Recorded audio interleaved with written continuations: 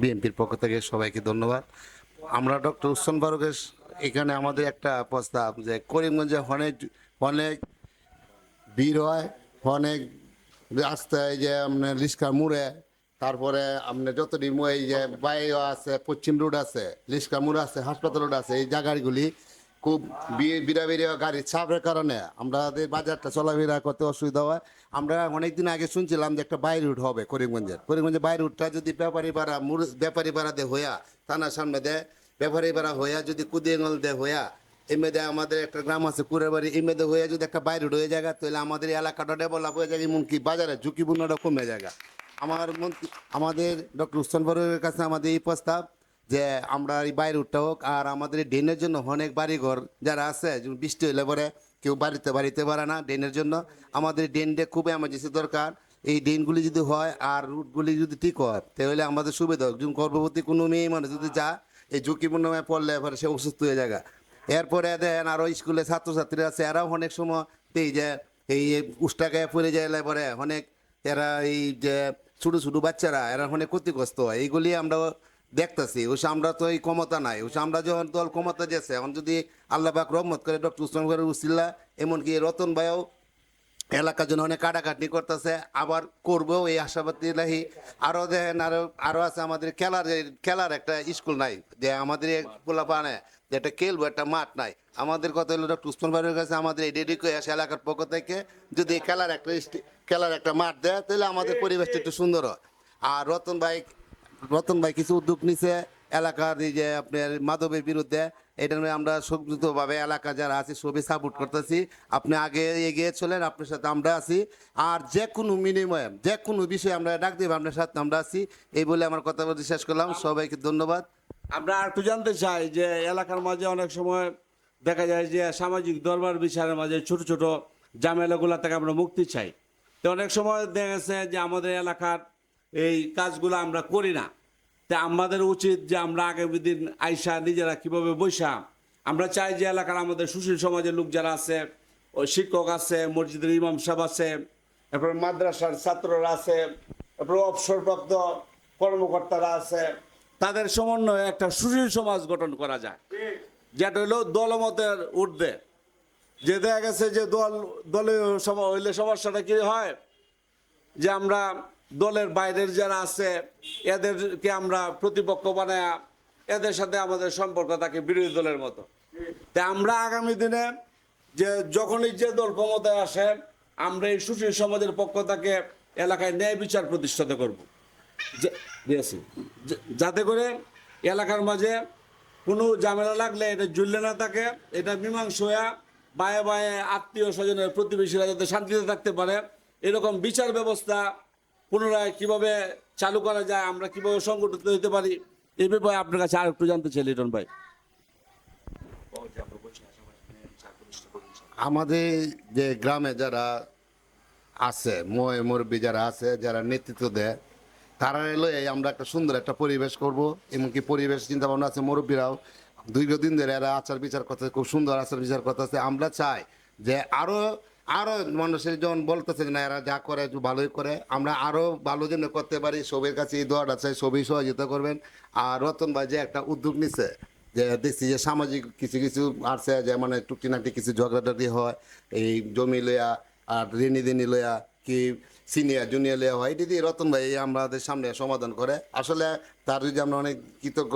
রতন ভাই আগে থেকে অতি বাংলাদেশ জাতীয়বাদী বিএনপির যুব দলের সাবেক কাউন্সিলের মাধ্যমে সেক্রেটারি ছিল, হ্যাঁ দীর্ঘদিন সেক্রেটারি ছিল। এমনকি তার আন্ডারে আপনার 11টা ইউনিয়নের কমিটি হয়েছিল। এরপরে হতে আমরা কাউন্সিলরতে সে পাশ করছিল, সে আসছিল সেক্রেটারি, আর আমাদের দেবন্দার জব্বর ভাই আসছিল সভাপতি। রতন ভাই তো আমাদের দলের সাথে সম্পৃক্ত।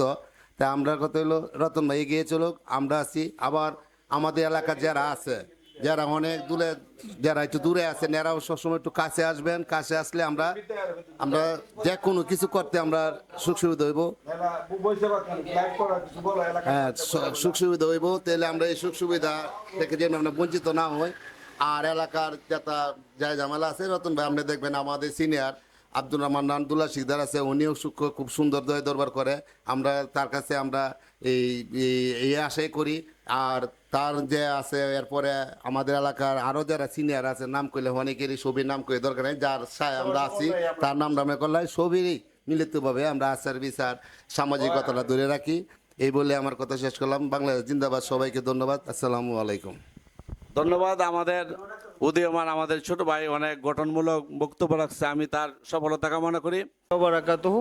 উপস্থিত আজকের এই আয়োজনের সভাপতি এবং সম্মানিত সদস্যবৃন্দ এবং আমাদের নব এবং যুব সমাজের আমাদের যুব সমাজের যে প্রাণভ্রমরা আমরা যাকে মনে করি আমাদের এনামুল হক রতন শিকদার ভাই, ওনার উদ্যোগে প্রথমত আমরা এলাকায় মাদক বিরোধী যে অভিযান ওনার উদ্যোগে যে মাদক বিরোধী অভিযান নিয়ে উনি আমাদেরকে সকলকে একত্রে করার চেষ্টা এবং উনি আমাদেরকে নিয়ে যে উদ্যোগটা নিয়েছেন, এই উদ্যোগে আমরা সকলে যেন ওনার সাথে থাকি এবং ওনাকে যেন সর্বোচ্চ সহযোগিতা করি।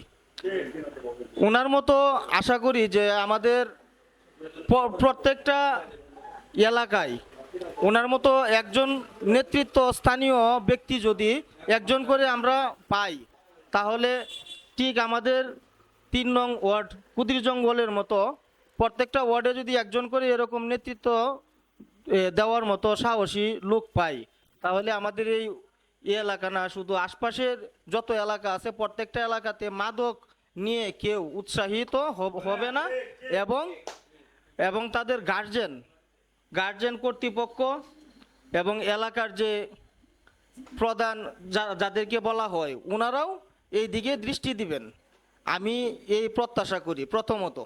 দ্বিতীয়ত, আমরা একটা পৌরসভার বাসিন্দা। আমাদের যে পৌরসভা, এই পৌরসভায় ইতিমধ্যে 3বার মেয়র নির্বাচিত হয়েছে। 3বার মেয়র নির্বাচিত হওয়ার পরেও আমরা কাঙ্ক্ষিত সাফল্য পাই নাই। বিশেষ করে মেয়র তাদের যে আশপাশের যে এলাকাগুলা, সাইট, রাস্তাঘাট, কালভার্ট, এইগুলা নিয়ে উনি অনেক ব্যস্ত ছিল, যে কারণে আমাদের যে 2 নং ওয়ার্ড এবং 3 নং ওয়ার্ড কলাতুলি এবং ক্ষুদ্রি জঙ্গল, বিশেষ করে এদিক দিয়ে তেলিপাড়া, রহিমপুর থেকে মলাই ফকির এবং ওই দিক দিয়ে পিটুয়ার রাস্তাটা, ওইটাও অনেক ভালো আমাদের থেকে। অথচ আমরা যারা পৌরসভার ভিতরে আছি, আমরা বাড়ির থেকে বের হইতে গেলে একজন বয়স্ক লোক গাড়িতে উঠতেছে না, ইমার্জেন্সি একটা রুগীর ক্ষেত্রে রাস্তাঘাটে চলাফেরার মতো কোনো সুবিধাই নাই। বিশেষ করে ইমার্জেন্সি রুগী গাড়িতে কেউ উঠাইতে চায় না। কেন উঠাইতে চায় না? রাস্তাঘাটের জন্য। তাহলে আর আমাদের বাড়ির কি ট্যাক্স দেওয়া হইতেছে না? আমাদের নাগরিকত্বের কি ট্যাক্স নিতেছে না?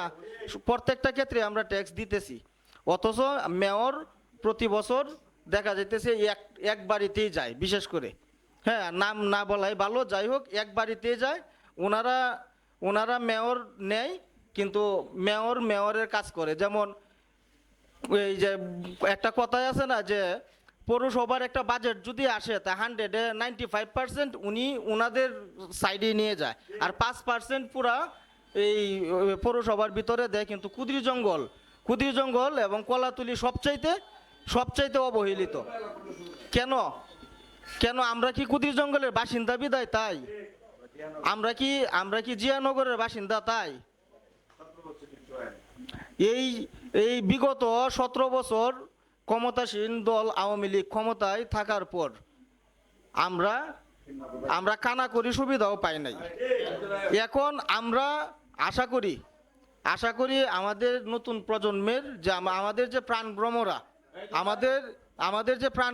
আমাদের যে নেতা, ঠিক আছে, আমাদের যে নেতা এনামুল হক রতন শিকদার ভাই, ওনার নেতৃত্বে যেন আমরা নতুনত্ব পাই এবং পৌরসভার ভিতরে যেন অন্য সাইডের মতো যে আমরাও সুযোগ সুবিধা পাই রাস্তাঘাটের ক্ষেত্রে।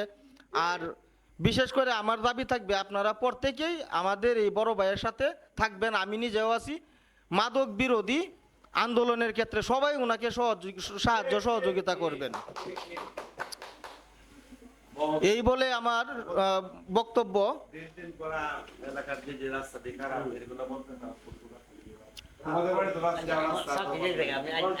আছে এরকম অনেক সমস্যা আছে, যে অনেকগুলা বাড়ি আছে যে বাড়িগুলার, হ্যাঁ, বাড়িগুলাতে যাওয়া আসার ক্ষেত্রে কোনো রাস্তাঘাটের কোনো সুযোগ সুবিধাই নাই, ঠিক আছে, অথচ আমরা পৌরসভার বাসিন্দা।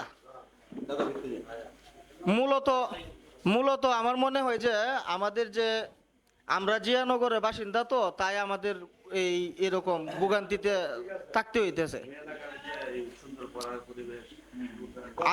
আরেকটা বিষয় দেখেন, আরেকটা বিষয়, আমাদের এই কুদরি জঙ্গল এই এলাকায় আমাদের যে প্রত্যেকটা ফ্যামিলিতে তো গার্জেন আছে।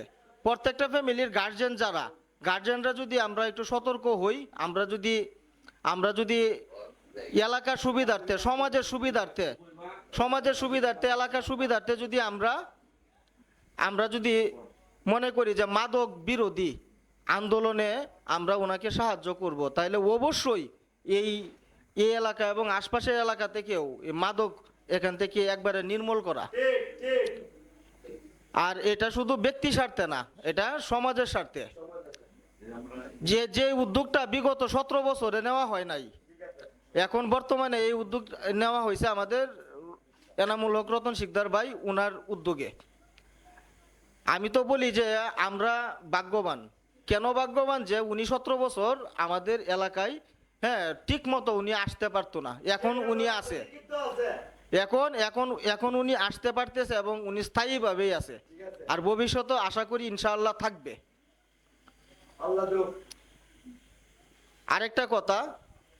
আরেকটা কথা না বললেই না, আমাদের এই এলাকায় বিশেষ করে যেই কিছু লোক আছে যারা খেটে খায়, যেমন সাধারণ কর্ম করে, এদের অবস্থান এতটাই খারাপ যে এরা দৈনিক আনতে পারলে, ইনকাম করতে পারলে খাইতে পারে। এরকম অনেক ফ্যামিলির সন্তানরা এই মাদকের সাথে যুক্ত হয়ে, ঠিক আছে, হ্যাঁ, নষ্ট তো হয়েছেই, চোখের সামনে অনেক সময় দেখি যে নিজের পরিবারের সাথে, জন্মদাতা পিতামাতার সাথেও খারাপ আচরণ করে। হ্যাঁ, অনেক ছেলে পেলে আছে যে বাপে একবারে নিম্ন শ্রেণীর কাজ করে, দিন মজুর বলতে গেলে। ওই ব্যক্তির সন্তানটা মাদক সেবন করতে করতে মেন্টাল হয়ে গেছে। হ্যাঁ, এই দিকে তো এইসব দিকে এই পর্যন্ত 17 বছরে কাউকে উদ্যোগ নিতে দেখি নাই। এখন বর্তমানে আমরা এনামুল হক রতন শিকদার ভাই ওনার উদ্যোগে আমরা সকলে সারা দিতেছি। অলরেডি আমি যা দেখতেছি আমাদের এলাকার প্রত্যেকটা ফ্যামিলির লোকজন ওনাকে সাপোর্ট দিতেছে। আমি চাই ওরা পূর্ণাঙ্গ সাপোর্ট দিয়ে ওনার সাথে থাকুক এবং আমরাও যেন সকলে থাকি। আর এই এলাকা থেকে এই যে রাত্রে নিশীতে একজন ভালো মানুষ ঘর থেকে রাস্তায় বের হইলে যে একটা কন্ডিশন থাকে, হ্যাঁ, এই যে মাদক পাচারের ক্ষেত্রে, হ্যাঁ, রাস্তাঘাটে আনাচে কানাচে কোথাও যাওয়াও যায় না, হ্যাঁ, হাঁটতে গেলে নিজের কাছে লজ্জা লাগে।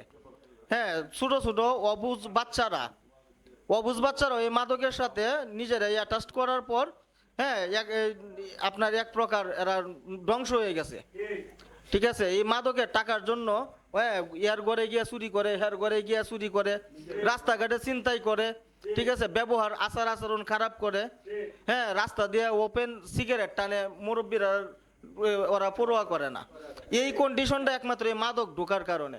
17 বছর এই মাদকের বিরুদ্ধে কেউ কথা বলে নাই, একমাত্র আমাদের এই এনামুল হক রতন শিকদার ভাই উদ্যোগও নিছে এবং উনি একমাত্র রুখে দাঁড়াইছে।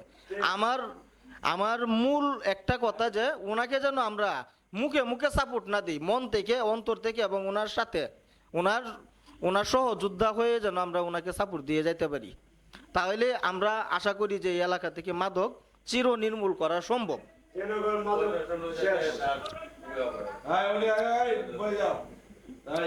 আচ্ছা, যাই হোক, আমি মনে অনেক কথা বলে ফেলছি। যাই হোক,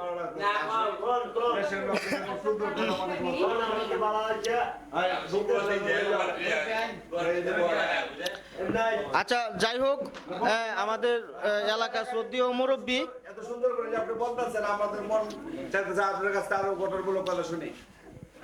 আমাদের এলাকার শ্রদ্ধেয় মুরব্বী উনি এখানে আসছেন। হ্যাঁ, আমরা ওনার কাছ থেকেও দু একটা কথা শুনবো এবং যারা আছে বাকিরাও কম বেশি বলবে। হ্যাঁ, আচ্ছা ঠিক আছে, আমার সংক্ষিপ্ত বক্তব্য এখানেই শেষ করলাম। আসসালামু আলাইকুম রহমতুল্লাহি ওয়া বারাকাতুহু।